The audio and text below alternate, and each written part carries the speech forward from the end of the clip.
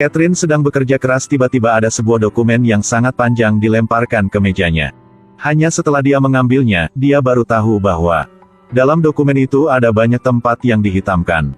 Bahkan rekan kulit putihnya mengejeknya. Statistik itu yang tidak dapat Anda lihat, karena Anda tidak pantas mendapatkannya. Tapi Catherine mengangkat dokumen itu untuk dibaca di depan lampu. Karena dia yakin dia masih bisa melihat konten yang ada di tempat yang menghitam itu. Benar-benar mudah untuk melihatnya. Begitu saja, dia melihat penyebab kegagalan peluncuran rudal. Jadi dia pergi ke meja besar dan langsung mulai menghitung. Seperti dia memiliki otak jenius. Sangat cepat menemukan hasilnya. Tapi sekarang dia tidak tahan lagi. Jadi hanya bisa berlari dengan kecepatan cahaya. Agar pergi ke toilet khusus untuk orang kulit hitam. Pada saat inilah rekan kerja kulit putih yang pernah menggertaknya telah melihat hasil perhitungan pada tabel.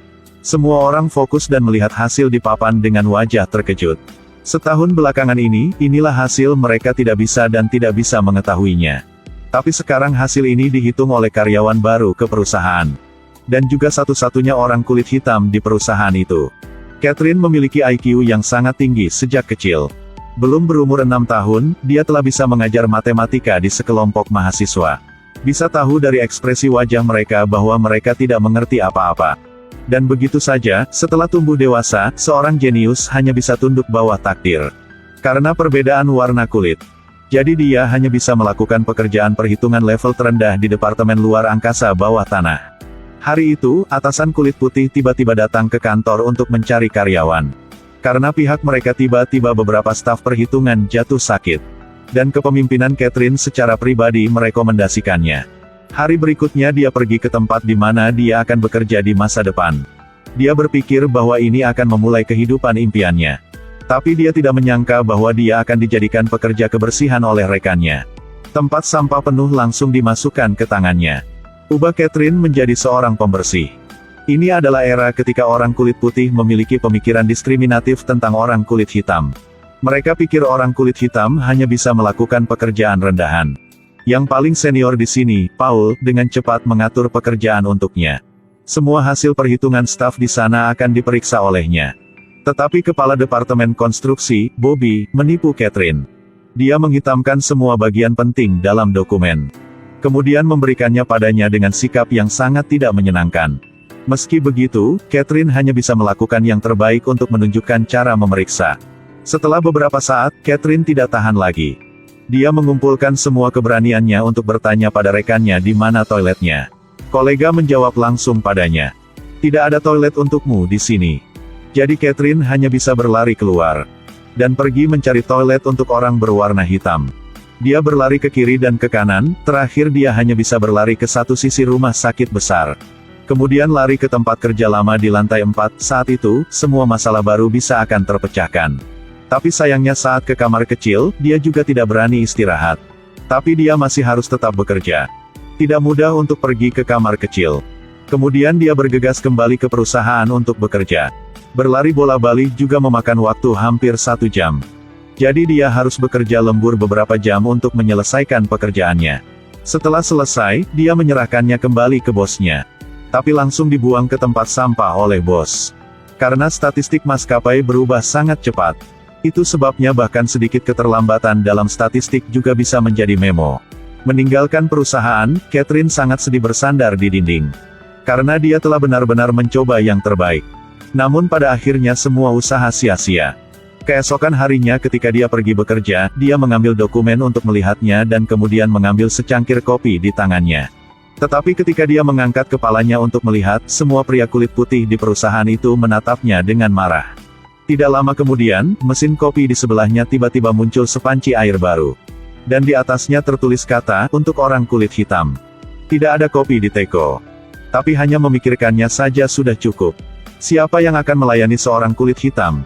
Bahkan jika Catherine mengetahui mengapa penembakan rudal gagal. Dia masih dibenci oleh rekan-rekannya. Hei, siapa yang menghitung ini?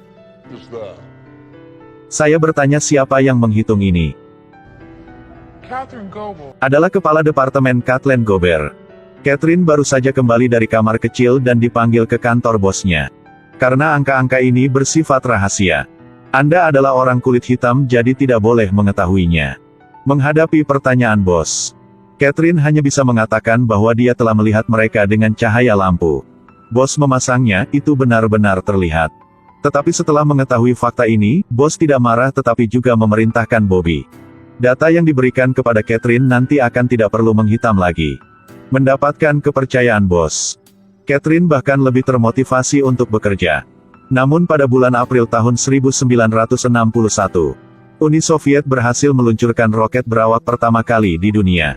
Hal itu membuat Amerika sangat tidak nyaman. Jadi bos segera memerintahkan semua karyawan untuk tidak memiliki waktu istirahat. Sebaliknya, mereka harus bekerja lembur untuk segera meluncurkan roket AS pertama ke udara. Jadi semua orang bekerja keras dan bekerja lembur. Sebuah dokumen dilemparkan ke depan Catherine. Manajer memintanya untuk selesai sebelum akhir shift. Tapi saat ini, dia tidak tahan lagi. Catherine tidak punya pilihan selain berlari di bawah hujan lebat. Untuk bisa ke toilet untuk orang kulit hitam, jaraknya lebih dari 1 kilometer. Saat sedang di kamar kecil, dia juga tidak berani berhenti bekerja. Melihat dirinya kotor di cermin tapi dia hanya bisa diam menerimanya. Tunggu sampai seseorang melihatnya kembali ke kantor. Tetapi bosnya sangat marah karena dia tidak dapat menemukannya sebelumnya. Di mana Anda bersembunyi setiap hari? Bosnya, saya pergi ke toilet. Pergi ke toilet, kamu mati di toilet kan? 40 menit sehari untuk pergi ke toilet. Apa yang kamu lakukan di kamar kecil? Waktu sangat mendesak, saya sangat percaya pada Anda. Tidak ada toilet untuk saya di sini. Apa yang disebut tidak ada toilet untuk Anda? Pada saat ini, penindasan dan kesabaran di hati Catherine untuk waktu yang lama akhirnya terucap. Lantai ini tidak memiliki toilet untuk orang kulit hitam. Hanya gedung sebelah yang memilikinya dan jauhnya 800 meter dari sini. Apakah Anda tahu ini atau tidak? Saya harus pergi ke Afrika untuk pergi ke kamar kecil. Apalagi saya tidak bisa naik taksi juga. Bisakah Anda bayangkan, Tuan Harrison? Seragam saya adalah rok selutut, sepatu hak tinggi dan kalung mutiara sederhana. Tapi saya tidak punya mutiara. Karena gaji orang kulit hitam tidak bisa membeli mutiara. Saya tidak keberatan bekerja siang dan malam seperti seekor anjing. Aku hanya berharap mereka tidak menyentuh teko kopi itu agar aku bisa menjalani hari ini. Selesai berbicara, Catherine tidak peduli lagi dengan wajah rekan-rekan kulit putihnya. Dan dia segera mengemasi barang-barangnya dan segera meninggalkan tempat ini. Bos sekarang naik ke depan teko kopi itu. Lalu sobek kertas itu dengan kata-kata, untuk orang kulit hitam itu. Hari berikutnya dia mengumpulkan semua staf. Kemudian mintalah orang kulit putih berdiri di satu sisi dan orang kulit hitam di sisi lain. Kemudian mengambil sendiri batang besi itu dan menjatuhkan tanda yang mengatakan bahwa toilet untuk orang kulit putih.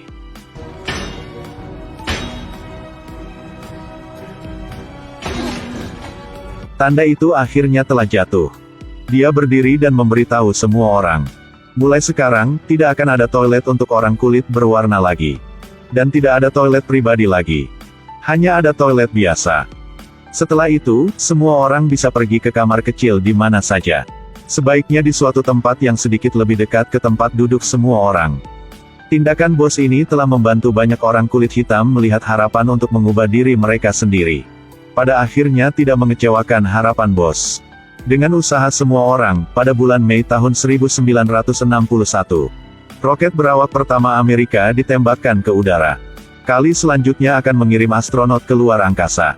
Tetapi jika ingin membawa astronot ke luar angkasa, perlu menghitung lebih hati-hati. Bahkan perbedaan beberapa milimeter akan menghasilkan. Astronot akan terbakar di atmosfer. Tapi berdasarkan perhitungan Catherine, semua data tidak dapat diubah dalam waktu. Itu sebabnya dia ingin memastikan datanya tepat waktu. Dia meminta Bobby untuk mengizinkannya berpartisipasi dalam pengarahan tingkat tinggi di markas besar Departemen Pertahanan AS. Tapi semuanya ditolak. Kali ini, dia langsung pergi memohon pendapat Paulus. Mengapa dia tidak bisa bergabung dengan rapat? Karena dia adalah seorang wanita, tidak ada aturan yang mengizinkan wanita untuk berpartisipasi dalam konvensi. Baiklah, saya bertanya Anda satu hal. Siapa yang membuat aturan di balik tembok itu? Itu Anda yang superior, hanya perlu Anda menggunakan kekuatan Anda. Catherine setelah memasuki ruang pertemuan. Lalu semua senior sangat terkejut. Ini adalah ruang pertemuan markas pertahanan Amerika. Tapi penampilan Catherine berikut ini akan mengejutkan semua orang. Paul bertanya kepada manajer departemen konstruksi. Berapakah kecepatan memutar astronot? Bobby buru-buru membolak-balik dokumen. Tapi setengah hari kemudian masih tidak dapat menemukan hasilnya. Kecepatan roket yang membawa kursi astronot ke orbit harus mencapai 28.234 km/jam. Maka baru bisa pergi ke orbit udara. Seorang atasan duduk di sebelah bertanya. Kapan titik menyentuh tanah dapat dihitung? Saat ini, Paul sudah mengalami kesulitan. Menghadapi banyak tatapan dan pertanyaan dari atasan. Dia hanya bisa menaruh semua harapannya pada Catherine. Dia pergi ke depan papan besar. Kemudian otak jenius Catherine mulai bekerja. Kemudian tuliskan banyak rumus perhitungan lanjutan. Beberapa menit kemudian dia mencatat perhitungan yang benar. Sudah selesai, lokasinya 5,0667 derajat utara 77,3333 derajat bujur barat. Hal ini membuat para astronot merasa bahwa Catherine sangat dapat diandalkan. Adapun konstruksi, Bobby seperti ditampar tepat di wajahnya. Tapi tak lama kemudian Catherine dipecat. Dan alasannya adalah Biro Astronot telah mengimpor kalkulator terbaru. Mesin ini dapat menghitung deretan angka dengan akurasi tertinggi. Keberadaannya berarti karya Catherine tidak akan berguna lagi. Sebelum pergi, bos meminta asistennya untuk memberi Catherine sebuah hadiah. Itulah sebuah kalung mutiara. Ini berarti bos juga tidak menginginkannya. Tapi ini adalah pengaturan atasan jadi dia tidak punya pilihan lain. Dia kembali ke tempat kerja orang kulit hitam lagi. Meskipun tidak ada tekanan kerja. Tapi dia tidak bisa senang lagi. Sangat cepat saatnya menembakkan roket. Semua orang tertarik pada hari itu. Tetapi bos mengetahui bahwa koordinat yang dihitung sudah salah. Paul mengumumkan berita ini kepada astronot John. Membuatnya sangat marah. Apakah kalian mengolok-olok hidup saya? Dia dengan cepat meminta Catherine untuk melakukan perhitungan sekali lagi. Jika dia mengatakan boleh, saya akan naik dan kalau tidak, saya akan menunggu.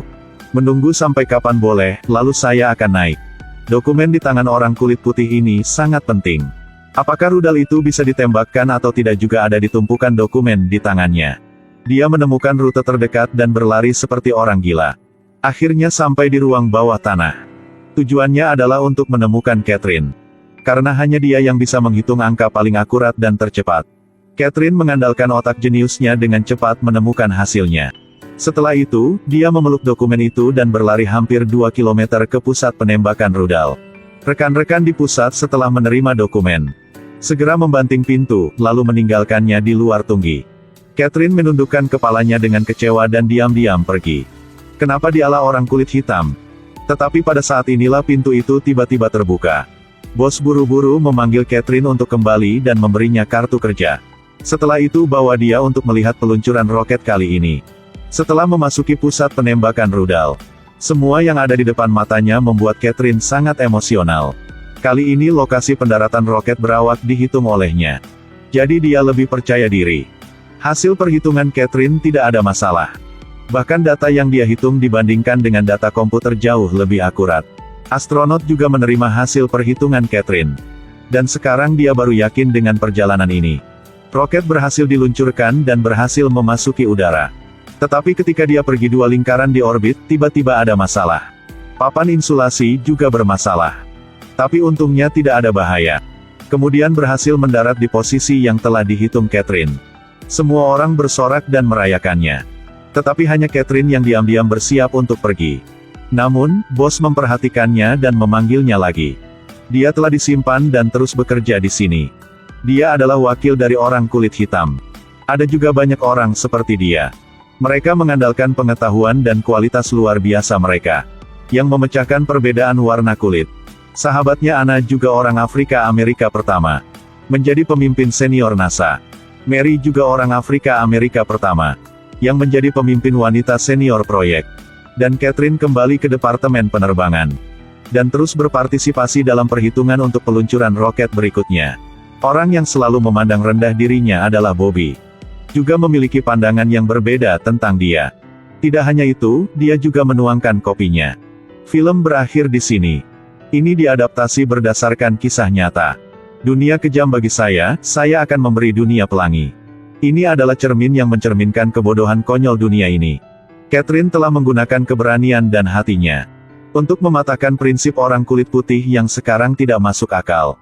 dan juga memberi keberanian kepada para astronot. Jangan lupa like dan share untuk membantu saya, ya.